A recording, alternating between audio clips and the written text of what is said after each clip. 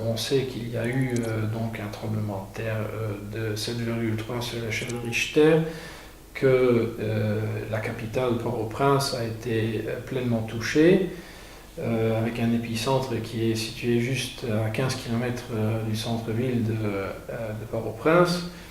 On sait qu'il y a un nombre de victimes assez élevé. Les autorités haïtiennes parlent de plus de 100 000 morts, mais personne ne les aura comptés. De toute façon, il y a encore tellement de gens qui sont sous les décombres qu'on ne peut pas se prononcer sur quoi que ce soit pour l'instant.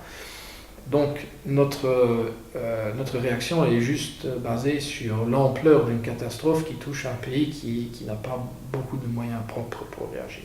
Les aides arrivent, donc l'aide luxembourgeoise qui est constituée d'un contingent de la protection civile et d'une équipe canine de la Croix-Rouge arrive aujourd'hui à 10h sur place. On a envoyé 17 personnes du Luxembourg avec un avion militaire belge qui est parti de Bruxelles hier soir et qui va donc arriver aujourd'hui. Les moyens sont suffisamment importants. On a 7 chiens de sauvetage, mais la fenêtre utile pour les chiens de sauvetage est assez petite, donc il faut travailler dans les 72 heures après une catastrophe pour pouvoir espérer de retrouver des gens qui sont sans liquide et sans vivre.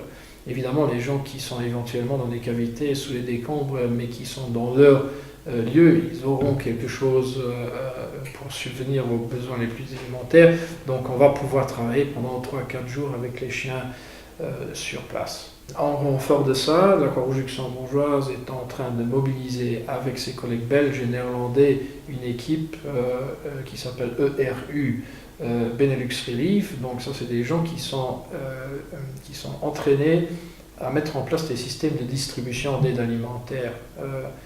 Le réseau de la Croix-Rouge, c'est 186 sociétés nationales, a reçu maintenant des listes sur lesquelles on fait l'achat d'aide humanitaire acheminée sur place.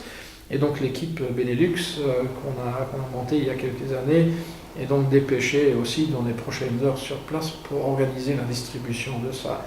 Donc ça, c'est un peu les efforts que nous faisons autour d'une situation qui, je le répète, est assez mal connue, vu que les moyens de communication sur place, surtout le réseau téléphonique fixe, est largement détruit. Il y a effectivement des familles luxembourgeoises sur place, il y a des familles qui sont dans le contexte d'une adoption avec la Croix-Rouge qui sont sur place, et on peut aujourd'hui, à cette heure, on peut dire qu'ils sont sains et saufs. Ils étaient pas loin, donc on est en train d'essayer de les contacter pour savoir s'ils ont besoin d'une aide pour les ramener, mais ils sont bien, donc ça c'est important.